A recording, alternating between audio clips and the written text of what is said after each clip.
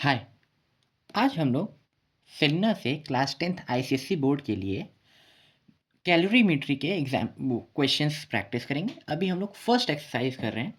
इस एक्सरसाइज के सारे क्वेश्चंस फार्मूला बेस्ड हैं। आपको फार्मूला लगाते जाना है, आंसर निकालते जाना है। मेरा मेन पर्पस आपको कैलकुलेशंस दिखाना भी है। अगर आपको कैलकुलेशंस आती हैं, well and good, you can forward that part of the video. But अगर आपको कैलकुलेशंस नहीं आती हैं, do stick around, you will find that your calculations will get better. आप मुझे करते हुए देखिए, वैसे सीखिए और आप भी सॉल्व कर पाएंगे। Now we start with the first numerical.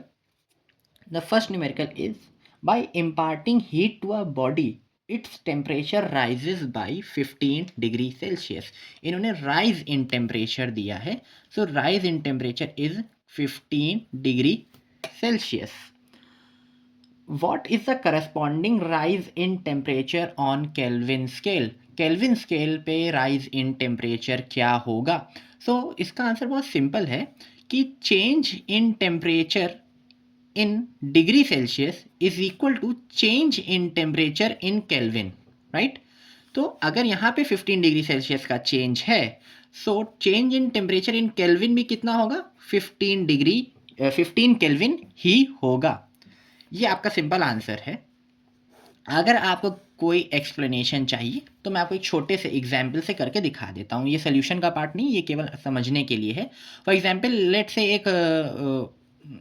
एक वाटर का टेम्परेचर जो है वो 10 डिग्री सेल्सियस है। ये जो है 15 डिग्री सेल्सियस बढ़ जाएगा। जब ये सेल्सियस में हम इसे बढ़ाएंगे प्लस 15 डिग्री सेल्सियस करेंगे तो कितना हो जाएगा? 273। पहले इसको हम लोग इसमें कन्वर्ट कर लेते हैं केल्विन में। तो 273 प्लस 10 कितना होगा? 283 केल्विन। और अब अगर मैं इसको 15 से बढ़ा देता हूँ तो कितना हो जाएगा? 298 केल्विन, राइट? अच्छा, अगर मैं ऐसा काम करूं कि पहले इसमें 15 डिग्री सेल्सियस ऐड कर दूं, यानी कितना हो जाएगा? ये 25 डिग्री सेल्सियस हो जाएगा, राइट? अब अगर मैं इसे केल्विन में कन्वर्ट करूं तो देखते हैं कितना आता है। केल्विन में कितना आएगा? 273 प्लस 25, जो कि कितना हो जाएगा? 298 केल्विन। सी, फाइनल टेम्परेचर दोनों सेम आए। तो मतलब यहाँ पे ये था कि आप चाहे सेल्सियस से पहले आप केल्विन में कन्वर्ट करें, फिर वो जो रेज इन टेम्परेचर ऐड करें तो भी उतना ही आता है। पहले रेज इन टेम्परेचर ऐड कर दें, उसके बाद आप केल्विन में कन्वर्ट करें तो भी वही सेम आता है। आप इसको दूसरे तरीके से भी क्रॉस चेक कर सकते हैं। कैसे क्रॉस चेक कर सकते हैं? आप जो है इस टेम्परेचर को डिग्री सेल्सियस में कन्वर्ट करें, 283 होता है, और इस टेम्परेचर को भी केल्विन में कन्वर्ट करें, 298 होता है। आप जब इन दोनों को सब्ट्रैक्ट करेंगे, 298 माइनस 273, तो कितना मिलेगा आपको? 5। और क्या यही raise in temperature in kelvin हो जाएगा, राइट? लेकिन ये पार्ट अंडरस्टैंडिंग का था। आई होप आपको समझ में आ गया हो। इस क्वेश्चन का मेन आंसर यही रहेगा कि delta small T in degree Celsius is equal to delta capital T in kelvin. So the change in temperature in kelvin will also be 15, right? I hope आपको ये समझ में आ गया होगा। Let's move on to the second question. The second question is calculate the heat capacity of a copper vessel of mass 200 ग्राम। सो आपको मास कितना दिया है? 200 ग्राम दिया है। If the specific heat capacity of copper is 410 joules per Kelvin per kg, specific heat capacity दी है हम लोग को, यानी स्मॉल सी, कितना? 410 जूल्स पर केजी पर केल्विन, राइट? अब हमें क्या निकालना है? हीट कैपेसिटी निकालना है। हीट कैपेसिटी क्या होता है? C डैश, और उसका फॉर्मूला क्या होता है? Heat capacity is equal to mass into specific heat capacity. ध्यान रखिएगा हमेशा कि जिसमें आपको स्पेसिफिक हीट कैपेसिटी यानी स्मॉल सी दिया है जिस यूनिट में, उसी यूनिट में आपको मास रखना है। यहाँ पे ध्यान से देखिए, जो आपका मास का यूनिट है यहाँ पे स्पेसिफिक हीट कैपेसिटी में, वो किलोग्राम है। तो मास को भी हम किस में रखेंगे? किलोग्राम में ही रखेंगे। ओके, तो C dash is equal to 200 kilogram में कन्वर्ट करने के लिए मैं 1000 से डिवाइड कर दूंगा, राइट, इंटू 410। दो जीरो से ये दो जीरो कैंसिल हो जाएंगे, इस जीरो से ये कैंसिल हो जाएगा, तो बचेगा कितना 2 into 41 which will come out to be 2 1 2 and 4 2 8। Unit क्या होगी उसकी, जूल पर kelvin. Okay, so the specific the heat capacity for copper will be 82 joules per Kelvin. Now we move on to the part B of this question. The part B of this question says that how much heat energy will be required to increase the temperature of the vessel in part A from 25 degree Celsius to 35 degree Celsius. T1 जो है वो 25 degree Celsius है, T2 जो है वो 35 degree Celsius है। तो हमें पता लगाना है कि डेल्टा T कितना होगा, which will be T2 minus T1, that is 35 minus 25 is equal to 10 degree Celsius. First question में हमने देखा, और हमें वैसे भी पता है कि जो डेल्टा टी होता है वो डिग्री सेल्सियस और केल्विन में सेम होता है, तो आपको इसे केल्विन में कन्वर्ट करने की कोई ज़रूरत नहीं है। अब इन्होंने कहा है हीट रिक्वायर्ड निकालो। हीट रिक्वायर्ड का फॉर्मूला क्या होता है, Q is equal to M into C into delta T, right. Mass हम लोग को क्वेश्चन में दिया था 200 ग्राम्स, बट फिर से जो सी है यानी स्पेसिफिक हीट कैपेसिटी वो किलोग्राम्स में है, यानी मास को भी हम किलोग्राम्स में ही रखेंगे, राइट, इनटू सी जो कि कितना है 410 दिया है, इनटू डेल्टा टी जो कि 10 है। फिर से वही करते हैं, ये 3 जीरोस कैंसिल हो जाएंगे, बचेगा 2 इंटू 41 जो कि कितना आएगा 82 आएगा, हमने निकाला ही ऊपर, और 82 इंटू 10 कितना हो जाएगा 820। हीट की यूनिट क्या होती है, जूल्स होती है, तो heat required will be 820 joules. Now we move on to the third question. The third question says a piece of iron of mass 2.0 kg, mass is 2 kgs, has a heat capacity of 966 joules per Kelvin. Heat capacity दिया है, यानी हमें C dash दिया है 966 joules per Kelvin. Find the heat energy required to warm it by 15 degrees Celsius. Its specific heat capacity in SI units. सबसे पहले हम heat required निकालते हैं, heat energy required to warm it by 15 degree Celsius. Warm it by 15 degree Celsius का मतलब ये है कि उसे डेल्टा टी जो है राइज इन टेम्परेचर वो 15 डिग्री सेल्सियस का चाहिए। तो अब हम इसे कैसे कर सकते हैं, Q is equal to C dash into delta T भी होता है, राइट। उसके लिए फिर सी डैश की वैल्यू कितनी है 966 इंटू डेल्टा टी कितनी है 15, मल्टीप्लाई कर लेते हैं, 15 6 90, 0 9 कैरी, 15 6 90, 90 में कैरी 6 जोड़ेंगे तो 96 हो जाएगा, 6 यहाँ 9 कैरी, 15 9 135, 135 में 9 जोड़ेंगे तो कितना आएगा 144। So heat is equal to 14,460 joules.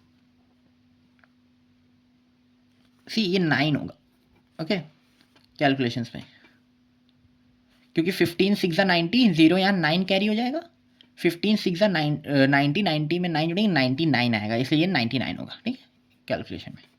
Now we move on to the next part of this question.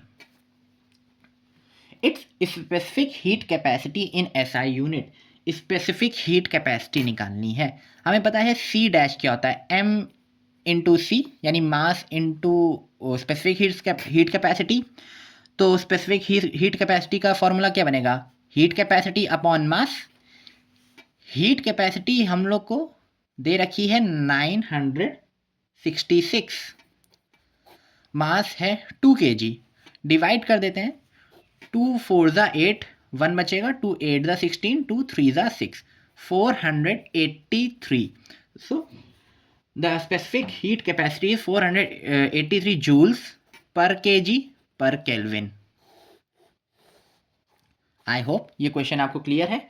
Now we move on to the fourth question. The fourth question is calculate the amount of heat energy required to raise the temperature of 200 gram of copper from 20 degree Celsius to 70 degree Celsius.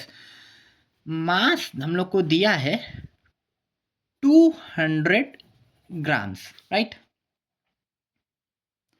From 20 और change in temperature जो है वो है 70 degree Celsius minus 20 degree Celsius which is equal to 50 degree Celsius. Specific heat capacity of copper is 390 joules per kg per Kelvin. So small c is equal to 390 joules per kg per Kelvin. Now heat required निकालनी है. heat required का formula क्या होता है? Q is equal to mc delta T. ध्यान रखें मास उसी unit में रखा जाएगा जो स्पेसिफिक हीट कैपेसिटी में मास की यूनिट यहाँ पे किलोग्राम में है. तो इस मास को हम लोग किस में कन्वर्ट करेंगे? किलोग्राम में. हम लोग यही कन्वर्ट कर लेते हैं 200 अपॉन 1000 इंटू 390 इंटू 50, राइट. ध्यान से देखें ये दो जीरो कैंसिल हो जाएंगे ऐसे और ये जीरो इससे कैंसिल हो जाएगा. अब सिंपली मल्टीप्लाई करने की जगह हम ये मतलब मल्टीप्लाई करना पड़ेगा. ये 2 है, ये 50 है. 50 इंटू 2 कितना हो जाएगा? 100, right. 52 is 100.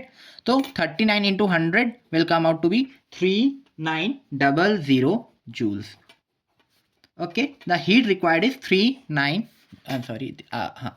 3900 joules.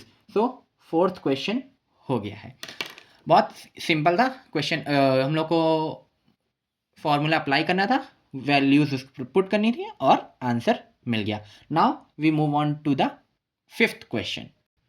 The fifth question is 1300 joules of heat energy is supplied to raise the temperature of 0.5 kg of lead from 20 degree Celsius to 40 degree Celsius. Heat हम लोग को दे रखी है 1300 joules. उसके बाद सेकंड पार्ट पे हम लोग को सेकंड चीज़ जो दे रखी है वो है मास 0.5 kg. हम लोग को delta temperature rise in temperature भी यानी दे रखा है जो कि कितना होगा? 40 minus 20 is equal to 20 degree Celsius, right. अब हम लोग को क्या निकालना है इसमें? Calculate the specific heat capacity of lead. Specific heat capacity यानी स्मॉल सी. फॉर्मूला हमें किसका पता है इनमें से? क्यू का पता है. तो Q is equal to M C delta T. हमें सी निकालना है तो C is equal to Q. Mass जो है सी से मल्टीप्लाई कर रहा है तो उधर जाके क्यू को डिवाइड करेगा हीट को. डेल्टा टेम्परेचर भी यहाँ मल्टीप्लाई कर रहा है तो उधर जाएगा जब लीनियर में तो क्या करेगा? डिवाइड करेगा, राइट. तो ये फॉर्मूला बन जाएगा. अब हम वैल्यूज पुट करते हैं 1300 upon mass 0.5 into delta T is 20. Let's calculate. यहाँ से डेसिमल हटेगा तो ऊपर 10 जाएगा, राइट. 10 टू ज़ा, ओके. अब ध्यान से देखिए जो ये है 5 इंटू 2 ये कितना होगा? 5 टू ज़ा. अगर आपको ऐसे ना समझ में आए 5 टू ज़ा 10 होगा वैसे, लेकिन अगर आपको नहीं समझ में आता तो मैं आपको यहाँ लिख के दिखा देता हूँ. 1300 अपॉन 5 टू ज़ा 10 हो जाएगा.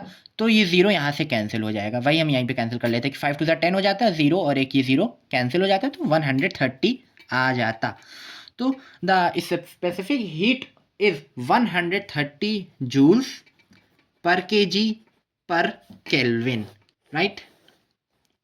आई होप आपको ये क्लियर है. सी आई नो मैं बहुत बेसिक कैलकुलेशंस बता रहा हूँ जिन्हें आता है वेल एंड गुड. बट जो कॉन्सेप्ट है वो तो जो न्यूमेरिकल है वो तो बहुत लोगों ने करके दिखाया है. But nobody explains the calculation. वो एवरीबडी सेज कि अब आप इसे कैलकुलेट करेंगे तो ये आंसर आ जाएगा. मेरा पर्पस ये है कि मैं आपको एक बार कैलकुलेशंस दिखा दूँ ताकि जिन लोगों को ये प्रॉब्लम आ रही हो कैलकुलेशन करने में वो कर लें. जैसे आप मैथ्स पढ़ रहे हैं तो वहाँ पे ऑब्वियसली आप इससे ज़्यादा टफ क्वेश्चन कर रहे हैं. बट स्टिल अगर आप कहीं पे भी अटक रहे हैं न्यूमेरिकल में इसलिए मैं वीडियोस बना रहा हूँ, राइट. अब हम मूव करते हैं सिक्स्थ क्वेश्चन की तरफ. Find the time taken by a 500 what heater. What में हमें कुछ दिया है तो क्या है? पावर है, right. Power is equal to 500 watt. to raise the temperature of 50 kilogram of material. What is that? Raise in temperature is the mass of the material is 50 kilograms. Of specific heat capacity 900, the specific heat capacity is given as 960 joules per kg per Kelvin.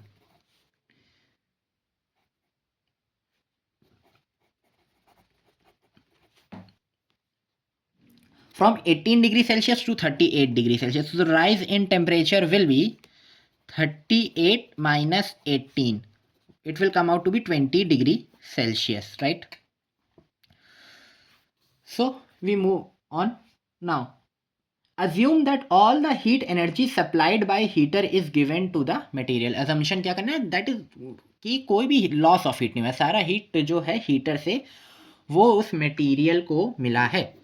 Now let's see how we will solve the question. हमें पता है power क्या होता है, heat given upon time, right. तो time क्या होगा, time होगा हीट अपॉन पावर. हीट का फॉर्मूला होता है NC delta T upon power. अब हम वैल्यूज पुट करते जाएंगे. जो मास है वो हमें कितना दिया गया है, 50 kilogram. Specific heat capacity is 960, delta T is 20 upon power is 500, right. इस जीरो से ये जीरो कैंसिल हो जाएगा, एक जीरो से ये जीरो कैंसिल हो जाएगा, ठीक है. 5 वन ज़ा कैंसिल हो जाएगा, क्या बचा 960 इंटू 2. 2 0 ज़ा 0, 8 2 6 ज़ा 12, 1 कैरी, 2 9 ज़ा 18 और एक 19. 1920 क्या सेकेंड्स, ठीक है, क्योंकि सब ऐसा यूनिट में था, राइट. अब बहुत ढेर सारे सेकंड्स हैं तो मैं मालूम है इसे मिनट्स में कन्वर्ट करना पड़ेगा. मिनट्स में कन्वर्ट करने के लिए हम लोग क्या करेंगे, इसको 60 से डिवाइड करेंगे, राइट. मैं आपको 60 से डिवाइड करवा देता हूँ. जिन लोगों को आता है वेल एंड गुड, वो इस पार्ट को अगले 5 सेकंड्स को स्किप कर दें. जिन्हें नहीं आता दे सी. 9 के टेबल में 6 के टेबल में 19 के पास पहुँचना है. 6 3 ज़ा 18 होता है तो 60 3 ज़ा 180 हो जाएगा, राइट. सब्ट्रैक्ट करो, 0 नीचे आ जाएगा. 6 के टेबल में 12 तक पहुंचो, 2 ज़ा होता है तो 6 2 ज़ा 12 और एक 0, कितना आया 32. So your answer will come out to be 32 minutes, ठीक. So the time is 32 minutes और 1920 सेकेंड्स. आप आंसर जो है दोनों फॉर्म में लिख दीजिएगा ताकि देखिए ऐसे तो टाइम की SI यूनिट 1 सेकेंड्स ही है, बट जब इतने ढेर सारे हों तो या तो हमें साइंटिफिक नोटेशन यूज़ करनी चाहिए. इसमें साइंटिफिक नोटेशन लिखना पॉसिबल नहीं है. आप इसको लिखेंगे 1.920 इंटू 10⁻³ वो मतलब कोई सेंस नहीं बनता जब आपको सारी वैल्यू वो सारी डिजिट्स लिखनी ही पड़े. तो दूसरा वो क्या है, क्या हम इसे कन्वीनियंट यूनिट में दें जो कि यहाँ पे मिनट्स होता है. अगर इससे भी बहुत ढेर सारे मिनट्स आ रहे होते, लेट्स से 132 मिनट्स आ रहे होते, तो हम उसको फिर आवर्स में कन्वर्ट करते. बट ऐसा तो है नहीं, तो यहाँ पे आप दोनों यूनिट्स में दे दीजिए answer, whichever will be good, वो उसके आपको मार्क्स मिल जाएंगे. Okay, now we move on to the 7th question. So the next question is an electric heater of power 600 watts. Power कितनी है, 600 वॉट्स है.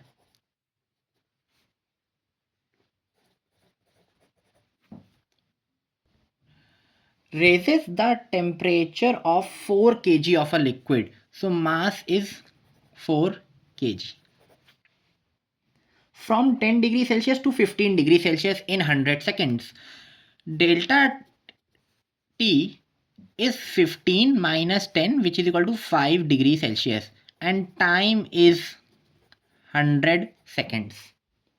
Calculate number 1, the heat capacity of 4 kg of liquid and the specific heat capacity of liquid. Now see, हमें इनमें से किसका formula पता है? Power का क्या होता है? अभी पीछे सॉल्व किया हम लोग ने, हीट अपॉन टाइम, राइट। अब Q का क्या फॉर्मूला होता है? एम सी डेल्टा टी, यहाँ पे डेल्टा टी टेम्परेचर है और नीचे टाइम है, राइट। ध्यान से देखिए, हमें यहाँ पे क्वेश्चन में पावर भी है, मास भी दिया है, डेल्टा टी भी दिया है, टाइम भी दिया है, सी निकालना है। तो सी कैसे निकलेगा? टाइम यहाँ डिवाइड कर रहा है तो पावर से मल्टीप्लाई करेगा, अपॉन मास यहाँ मल्टीप्लाई कर रहा है तो नीचे आ जाएगा डिवाइड करने के लिए पावर को, और यहाँ पे डेल्टा टी आ जाएगा। आई होप आपको समझ में आया होगा। अब हम लोग जो है वैल्यूज पुट कर देते हैं। 600 into time is 100 upon mass is 4 kgs into delta T is 5। Very good. Now 5 2 ज़ा 10 और एक 0, 4 5 ज़ा 20, 6 5 ज़ा 30 और 2 0 और लगा दिए। So the specific heat capacity has come out to be 3000 joules per kg per kelvin. But ये क्वेश्चन का सेकेंड पार्ट है। अब हम देखते हैं क्वेश्चन का फर्स्ट पार्ट क्या है। जो फर्स्ट पार्ट है वो है the specific heat capacity of the liquid. Specific heat capacity निकालनी है। सॉरी, द फर्स्ट पार्ट ये स्पेसिफिक हीट कैपेसिटी था। अब फर्स्ट पार्ट में क्या निकालना है? हीट कैपेसिटी निकालनी है। हीट कैपेसिटी क्या होती है? C dash, C dash is equal to mass into specific heat capacity. Mass है 4 इंटू 3000, राइट। तो 4 3 ज़ा 12 और 3 0 और, राइट। अब ये बहुत वैसी यूनिट हो, मतलब बड़ी वैल्यू हो गई, तो हम एक काम करते हैं, इसको जो है उसमें कन्वर्ट कर देते हैं साइंटिफिक नोटेशन में। ध्यान से देखिए, अभी डेसिमल कहाँ है? यहाँ पे होगा। हमें क्या बोलते हैं, डेसिमल शिफ्ट करवा देना ताकि एक ही प्लेस बचे। तो 1 2 3 4, राइट। तो आंसर कितना होगा? 1.2 into 10 raise to the power 3 joule, sorry into 10 raise power 4, क्योंकि 4 बार स्किप करवाए तो 1.2 into 10 raise power 4 joules per kelvin, ठीक है। Heat capacity. अब क्या बोलते हैं, बुक में जो आंसर है ये भी उसमें कन्वर्ट किया उन्होंने साइंटिफिक नोटेशन में। कर लेते हैं इसको भी कन्वर्ट। अभी डेसिमल यहाँ पे 1 2 3 3 जम्स ली, तो कितना हो जाएगा? 3 into 10 raise to the power 3 joules per kg per kelvin, right. ध्यान रखिए, जब डेसिमल जो है वो right left hand side shift होगा तो आपका जो पावर आएगी वो पॉजिटिव आएगी। जब वो लेफ्ट हैंड साइड शिफ्ट हो, राइट हैंड साइड शिफ्ट होगा, तब जो पावर है वो नेगेटिव आएगी। I hope it is clear to you. अभी हम यहीं तक ही कर रहे हैं। अगले जो क्वेश्चंस हैं, क्वेश्चन नंबर 8 to 13, वो हम नेक्स्ट वीडियो में कवर करेंगे। Till then prepare for exams, keep on revising and learn well. Practice by writing. The more you will write, the better you will get at writing the answers in your exam. Thank you very much.